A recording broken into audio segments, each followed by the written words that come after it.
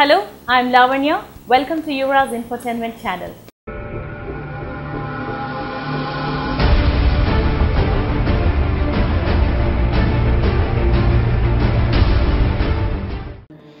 ఈసారి ఇస్రో భారత కీర్తిని మరోసారి అంతర్జాతీయ స్థాయిలో చాటనుంది. టెక్నాలజీ రంగంలోనే కాదు, అంతకు మించి ఘనతను సాధించబోతోంది మన ఇస్రో. ఈ డిసెంబర్ 30వ తేదీన తన ఘనతను యావత్ ప్రపంచానికి తెలియచెప్పబోతోంది మరోసారి. కేవలం చందమామని అందుకునే స్థాయి నుండి స్పేస్లో స్పేస్ స్టేషన్ని నిర్మించేందుకు రంగాన్ని సిద్ధం చేస్తోందని చెప్పొచ్చు. అవును, ఇస్రో ప్రయోగించిన రోవర్ చందమామ మీద, అది కూడా అంతకుముందు ఏ దేశము అడుగుపెట్టని ప్రదేశంలో అడుగుపెట్టి పరిశోధనలను దిగ్విజయంగా పూర్తి చేసింది. అంతకు కొన్ని రోజుల ముందే టెక్నాలజీ రంగంలో పెద్దగా పేరుగాంచిన రష్యా లాంటి దేశాలు కూడా మిషన్ ఫెయిల్ అయ్యి తలపట్టుకుని కూర్చున్న సందర్భంలో చంద్రయాన్ని దిగ్విజయంగా పూర్తి చేసి చూపించింది ఇస్రో. మళ్ళీ ఇప్పుడు మరోసారి 2024 డిసెంబర్ 30వ తేదీన ఇంకొక అడుగుకు శ్రీకారం చుట్టింది. చాలా స్పెషల్ గ్రూప్ ఆఫ్ కంట్రీస్లో తన స్థానాన్ని పదిలపరుచుకోనుంది. ఎందుకంటే ఇంతవరకు కేవలం 3 దేశాలు మాత్రమే ఈ పని చేయగలిగాయి. యుఎస్ఏ, చైనా, రష్యా తర్వాత ఇప్పుడు భారతదేశం కూడా తన సత్తాని చూపనుంది. అది కూడా తమ సొంత స్వదేశీ టెక్నాలజీతో. ఇప్పుడు మాట్లాడబోయే విషయం ఏంటంటే, ఇస్రో స్పాడెక్స్ మిషన్ని దిగ్విజయంగా లాంచ్ చేయనుంది. స్పాడెక్స్ టెక్నాలజీని అభివృద్ధి చేసుకోవటం అంటే అదొక పెద్ద ముందడుగనే చెప్పాలి. ఈ స్పాడెక్స్ మిషన్ ఇస్రో వారిచే లాంచ్ చేయబడుతుంది. కొత్త ప్రపంచం వైపు అడుగులు వేస్తున్నటువంటి నూతన అధ్యాయాన్ని, సాంకేతిక అభివృద్ధిలో భారత్ ముందుందన్న విషయాన్ని ప్రపంచానికి తేటతెల్లం చేయనుంది. ఎలాగైతే యుఎస్ఏకి తనకంటూ ఒక స్పేస్ స్టేషన్ ఉందో, అట్లానే రాబోయే సంవత్సరాల్లో భారతదేశం కూడా తనకంటూ ఒక స్పేస్ స్టేషన్ని నిర్మించనుంది. ప్రస్తుతం ఇండియా ఈ స్పేస్ టెక్నాలజీని స్వయంగా సమకూర్చుకుంది. భారతదేశపు టెక్నాలజీతో తయారు చేసిన, అంటే స్వదేశీ టెక్నాలజీతో రూపొందించబడినటువంటి స్పాడెక్స్ రానున్న రోజుల్లో భారత్కు మంచి కీర్తి ప్రతిష్టలు తీసుకువస్తాయని చెప్పొచ్చు. పిఎస్ఎల్వి C60 ఈ ఫోటోలో చూస్తున్నట్టుగా దీని ద్వారా స్పాడెక్స్ అనేది లాంచ్ చేయబడుతుంది.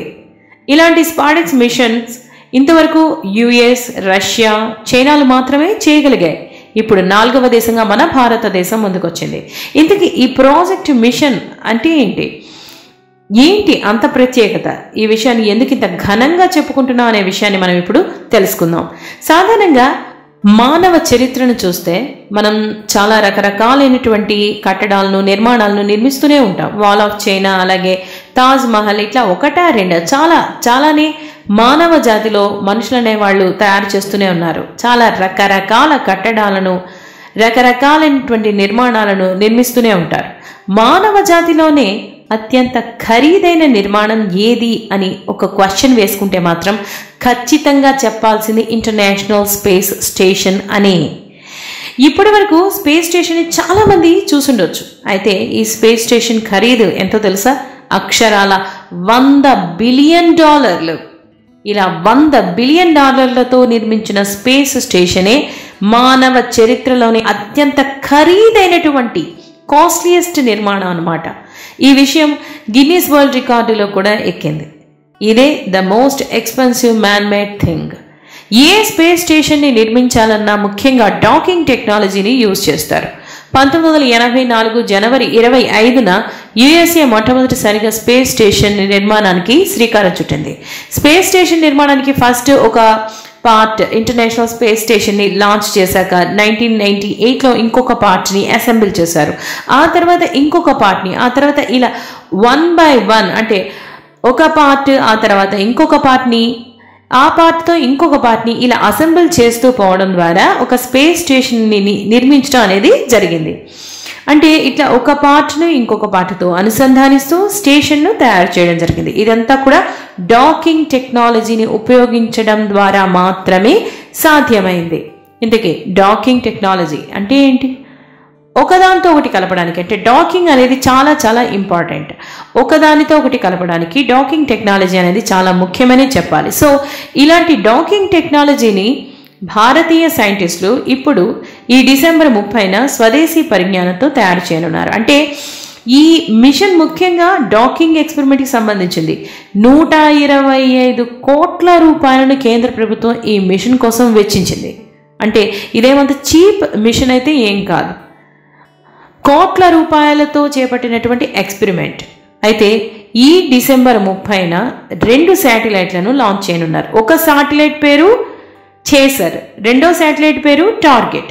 టార్గెట్ అనేది స్థిరంగా ఉంటుంది, ఒక దగ్గరే ఉంటుంది. చేసర్ అనేది మాత్రం టార్గెట్ దగ్గరకు వెళ్ళి అనుసంధానం అవుతుంది. అంటే సో చేసర్ వెళ్ళి టార్గెట్కి ఫిక్స్ అవుతుంది. ప్రపంచం మొత్తానికి మన దేశం చెప్పే విషయం ఏంటంటే ఇండియా డాకింగ్ టెక్నాలజీని ఏ విధంగా తయారు చేయబోతోంది. బిల్డింగ్ బ్లాక్స్తో ఎలాగైతే ఒక పెద్ద కన్స్ట్రక్షన్ని నిర్మించవచ్చు, అట్లానే ఇప్పుడు ఈ టెక్నాలజీతో స్పేస్లో భారీ నిర్మాణాలను ఫ్యూచర్లో చేపట్టడం సాధ్యమవుతుంది. అంటే దీని ప్రకారం ఫ్యూచర్లో ఒక పెద్ద పెద్ద నిర్మాణాలను, పెద్ద పెద్ద కన్స్ట్రక్షన్స్ని అలవోకగా నిర్మించవచ్చు. ఈ శాటిలైట్స్ 400 కేజీల బరువుతో ఉన్నాయి. అది కూడా భూమి నుంచి దాదాపు 700 కిలోమీటర్ల దూరంలో ఒకదానితో ఒకటి ఎలా అనుసంధానించబడతాయో మనం చూడబోతున్నాం. చైర్మన్ సోమనాథ్ ఈ టెక్నాలజీ అనేది చాలా చాలా ముఖ్యమైనదిగా ఆయన చెప్పడం జరిగింది. చంద్రయాన్ 4 మిషన్ కోసం ఇది చాలా చాలా ఇంపార్టెంట్ అని కూడా నొక్కి వక్కాణించారు. 2028లో ఈ తరహా చంద్రయాన్ 4లో మన ప్రయత్నం విజయవంతం అవడానికి ఈ ఎక్స్పెరిమెంట్ అనేది చాలా చాలా కీలకమని చెప్పారు. చందమామ నుండి శాంపిల్స్ని భూమి మీదకు చాలా సేఫ్గా తీసుకువచ్చే భాగంగా ఈ మిషన్ అనేది ప్రాముఖ్యతను సంతరించుకుంటుంది. ఈ తరహా ఎక్స్పెరిమెంట్ అనేది యుఎస్ఏ చేసింది, అంతకుముందు చైనా చేసింది, అలాగే రష్యా కూడా చేసింది. ఇప్పుడు ఆయా దేశాల సరసన మన ఇండియా కూడా చేరబోతోంది. గగన్యాన్ మిషన్ మీద పనిచేయాలని అనుకున్నా, స్పేస్లో కట్టడాలను నిర్మించాలి అని అనుకున్నా కూడా ఈ డాకింగ్ టెక్నాలజీ అనేది ఎక్స్పెరిమెంట్ అనేది విజయవంతం కాక తప్పదు. ఇది విజయవంతంగా పూర్తయినప్పుడు మాత్రమే మనం ఒకదానితో ఒకటి అనుసంధానిస్తూ స్పేస్లో భారీ నిర్మాణాలను చేపట్టడానికి అవకాశం ఉంది. అయ్యో ఎక్కువ డబ్బు ఈ మిషన్ కోసం, ఎలిమెంట్స్ కోసం ఖర్చు పెట్టేస్తున్నాం, ఇలా 125 కోట్లు అంటే ఆషామాషి కాదు కదా అని అనుకోవచ్చు.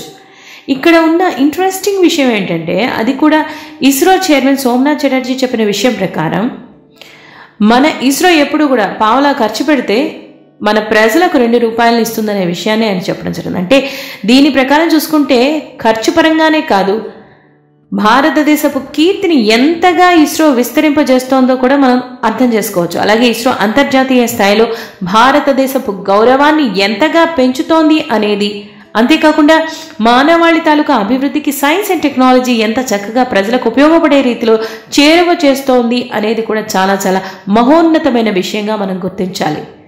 యాక్చువల్గా ఈ 30వ తేదీన జరగబోతున్నటువంటి మిషన్ అనేది చాలా చాలా ప్రాఫిటబుల్ మిషన్గానే మనం చెప్పి తీరాలి. సో ప్రపంచానికి డాకింగ్ టెక్నాలజీ ఎంత పర్ఫెక్ట్గా లో కాస్ట్లో భారత సైంటిస్టులు నిర్వహిస్తున్నారనే విషయాన్ని చాటి చెప్పనుంది ఇస్రో. చాలా చాలా ప్రాఫిటబుల్ ఇన్వెస్ట్మెంట్ అనే చెప్పాలి. సో ఇప్పుడు డిసెంబర్ 30వ తేదీన యావత్ భారతదేశం ఒక గొప్ప చారిత్రాత్మకమైనటువంటి ఘట్టానికి పునాదిని చూడనుంది. ఇస్రో గొప్ప చరిత్రను సృష్టించడానికి సిద్ధం కాబోతోంది. మీకు ఈ ఎపిసోడ్ నచ్చితే మీ ఫ్రెండ్స్కి చెప్పండి. యువరాజ్ ఇన్ఫోటైన్మెంట్ ఛానల్ని సబ్స్క్రైబ్ చేయండి, లైక్ చేయండి, షేర్ చేయండి. And thank you for watching.